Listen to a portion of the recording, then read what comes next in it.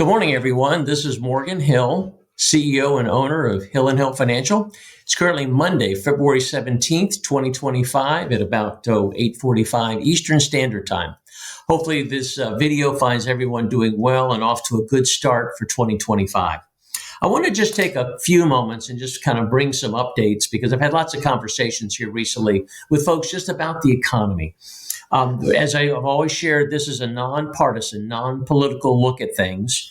But certainly January was positive but volatile. President Trump returned to the White House after the inauguration, and boy, a lot of things have happened. And as I said, there's no commentary, but in general, the Standard & Poor's 500, the S&P was up about 2.7%. The NASDAQ, I always think about the NASDAQ 100, mainly tech stocks, was up. The Dow Jones Industrial was up about 4.7. So everything started off in good form for the year.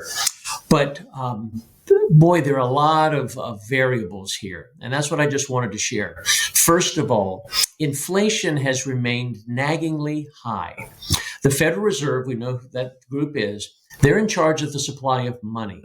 And they are in charge of the supply of money to really accomplish two goals. One, manage inflation to 2% and optimize employment. Well, unemployment right now is still in the low fours, like 4 to 4.1, which is not bad.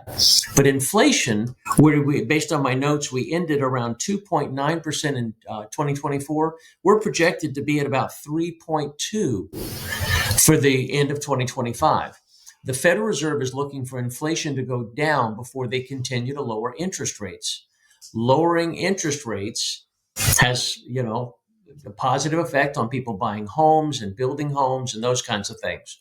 For those of us that want to safely save, not lowering interest rates and keeping them higher has made things like CDs, money markets, U.S. treasuries, fixed rate annuities higher. So this is a good time to take that money that's been on the sidelines and get that more productive for you. But inflation still looks like it's going to be naggingly high, and the Fed may or may not lower interest rates much, if at any, for the balance of this year. That creates some turbulence and some instability.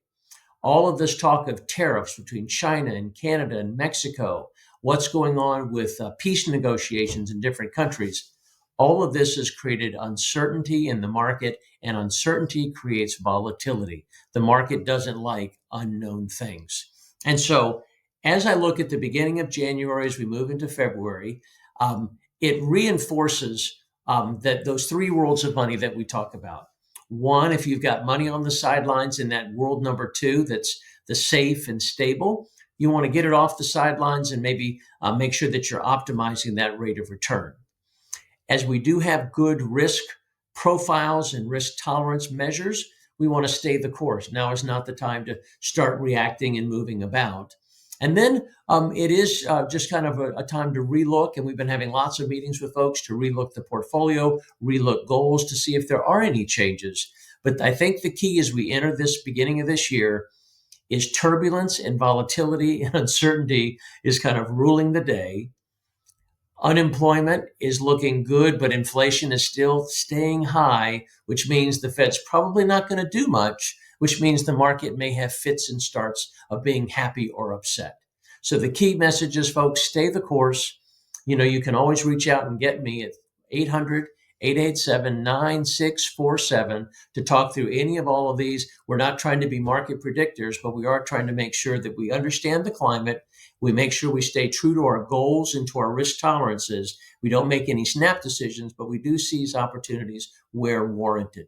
I hope this was helpful. Call as always. Hopefully this is going to be a great week for everyone. Take care.